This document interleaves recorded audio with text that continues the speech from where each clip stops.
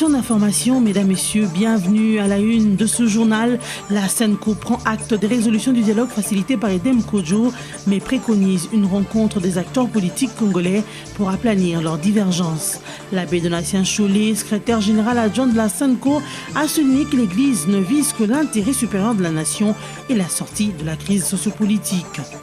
De son côté, la majorité présidentielle appelle à la retenue le ministre français des Affaires étrangères et à la considération vis-à-vis du chef de l'État congolais. Cette plateforme politique estime que les propos de Jean-Marc Ayrault lèsent la normalisation de la vie diplomatique entre la RDC et la France. Et enfin, en République sud-africaine, les étudiants continuent à revendiquer pour obtenir la gratuité de l'enseignement supérieur. Jeudi encore, les villes de Johannesburg et Pretoria ont vécu un débordement dans les universités. Le gouvernement sud-africain a mis en place une commission pour étudier toutes ces revendications. Mais celle-ci ne donnera son rapport que l'année prochaine. La Commission épiscopale nationale du Congo a pris acte de résolutions issues des assises du dialogue. Au cours d'une conférence tenue ce vendredi, la SENCO estime que ces résolutions peuvent contribuer au dénouement de la crise politique en RDC. Mais elle reste inquiète du fait que les acteurs politiques, majorité comme opposition, ne réussissent pas à se mettre d'accord pour trouver des solutions pacifiques et consensuelles à la crise sociopolitique. Une crise, selon la SENCO, prend des proportions inquiétantes et qui risque de plonger la RDC dans le chaos. La SENCO appelle donc les acteurs politiques à se retrouver dans un autre cadre en vue d'aplanir leurs divergences pour l'intérêt supérieur de la nation. Il y a des points de convergence à prendre en compte dans la recherche d'une sortie de crise pacifique tant attendue par notre peuple. Aussi bien les participants au dialogue que le rassemblement de l'opposition sont conscients de la dégradation de la situation sociopolitique et sécuritaire qui appelle des réponses urgentes.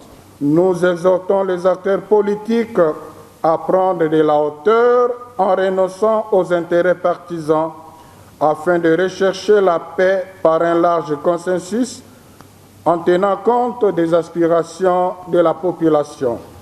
Les prélats catholiques jugent impérieux que dans le prochain consensus à trouver, qu'il soit clairement mentionné que l'actuel chef de l'État ne se représentera pas pour un troisième mandat, conformément à l'article 220 de la Constitution. Ils souhaitent que le comité de suivi de l'accord politique du dialogue conclu le 18 octobre dernier soit renforcé par une présence active de l'ONU, question de garantie et de crédibilité. Pour la SENCO, la période transitoire doit être réduite afin qu'elle ne dépasse pas l'année 2017. Pour y arriver, elle souhaite que les acteurs politiques mettent en œuvre les moyens. Lors d'un point de presse tenu à Kinshasa, la majorité présidentielle a invité le ministre français des Affaires étrangères Jean-Marc Ayrault à la retenue et à plus de considération à l'endroit du président de la RDC Joseph Kabila. Pendant son adresse, Alain-André Atundu Liongo, porte-parole de cette plateforme de soutien au chef de l'État, estime que ces prises d'opposition n'améliorent pas les relations entre les nations.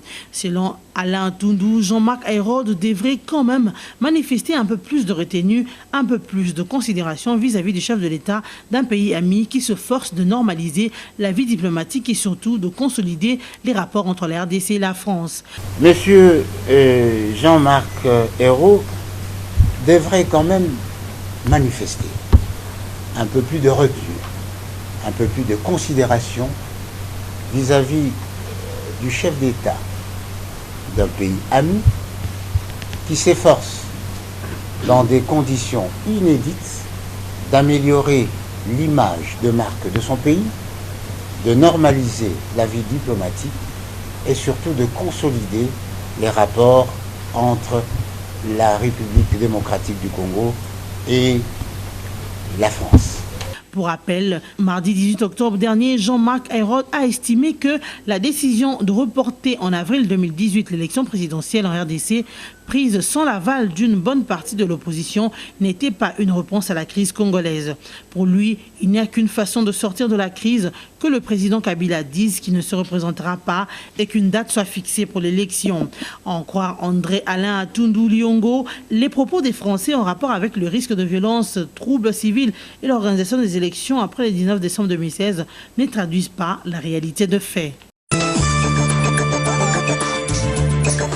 La délégation du bureau du procureur de la Cour pénale internationale a bouclé sa mission ce jeudi à Kinshasa. À l'occasion, les envoyés de Fatou Bensouda ont échangé avec l'opposition faisant partie du dialogue pour évaluer sa participation à ces assises. Sous la conduite du co-modérateur Vital Kamere, toutes les questions sur la réception des résolutions du dialogue par la population congolaise ont été passées en revue. Les délégués de l'opposition ont accueilli favorablement cette mission qui a double vocation, à savoir celle de mettre en garde les acteurs étatiques et non étatiques contre la répétition de violences du 19 et 20 septembre dernier et celui de s'assurer du bon déroulement des procédures judiciaires enclenchées. Amadiba, chef de la section de la coopération internationale au sein du bureau de la procureure de la CPI, a tenu à clarifier leur mission RDC. Il s'agit de la continuation de la déclaration de Fatou Bensouda, procureur de la CPI, déclaration faite à la suite des événements qui se sont déroulés à Kinshasa le 19 et le 20 septembre où des personnes ont été tuées et des dégâts matériels énormes enregistrés. Le gouvernement congolais accorde un moratoire de 3 mois aux opérateurs économiques pour faciliter l'importation des produits de première nécessité dans le pays. Un délai qui a pour objectif d'assurer l'approvisionnement du marché national, surtout pendant les festivités de fin d'année. Le ministre de l'économie a précisé au cours d'une réunion tenue avec les membres de la FEC que ce moratoire consiste aux allègements fiscaux et douaniers ainsi que la réduction des contrôles économiques et fiscaux aux frontières. Modeste Bahati a rajouté que le gouvernement a décidé de mettre à la disposition des importateurs des moyens de paiement en devises pour faciliter l'importation des produits comme le riz, le sucre, l'huile, les poissons et d'autres produits de première nécessité. Par ailleurs, cette mise en disponibilité des devises aux importateurs ne pourra intervenir qu'en cas d'extrême nécessité et pour compléter le déficit de la production intérieure. Il se de noter qu'une liste des importateurs attitrés pour bénéficier de ces allègements sera établie en vue d'éviter des cas de fraude. Après plusieurs versions sur les questions relatives aux éventuelles sanctions européennes à l'égard de la Russie pour son action en Syrie, une dernière version a vu le jour à l'issue de brèves conclusions du Conseil des chefs d'État et de gouvernement des 28 tenu à Bruxelles le 20 octobre dernier. Ces conclusions condamnent le rôle du régime syrien et de ses alliés dans la Russie dans le massacre d'Alep, insistant sur ces atrocités qui ont fait plus de 450 civils tués en 4 semaines. Pour ce, un projet de conclusion mentionnant une condamnation sévère des attaques du régime syrien et de ses alliés a circulé, y compris des mesures restrictives supplémentaires visant des personnes et des entités qui soutiennent le régime si les atrocités actuelles continuent.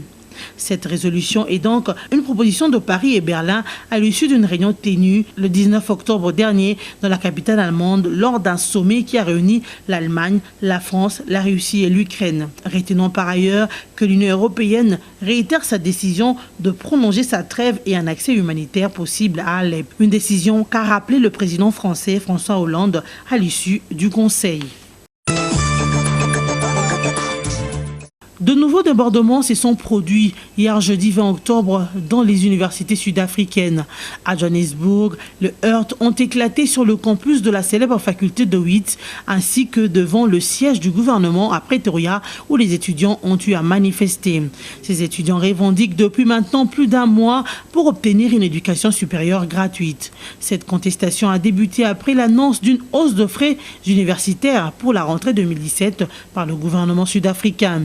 Environ 200 étudiants rassemblés se sont rendus à la présidence pour y déposer leurs revendications. Ils demandent à être entendus par le gouvernement.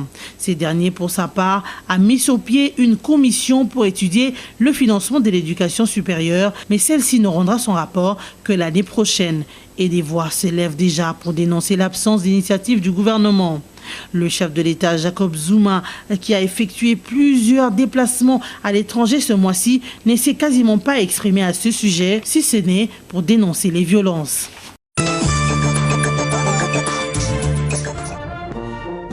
Lors de sa visite en Chine, le président philippin Rodrigo Duterte a annoncé la rupture de la relation entre la Philippine et les États-Unis d'Amérique.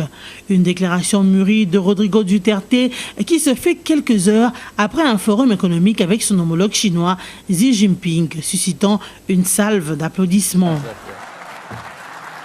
Pour le président philippin, cela se fait pour pour aussi privilégier la relation avec la Chine compte tenu de sa position géographique et son impact sur l'économie mondiale. Rappelons que la Chine et la Philippine ont des conflits de souveraineté des mers et les 36 000 Chinois morts lors de la protestation aux Philippines.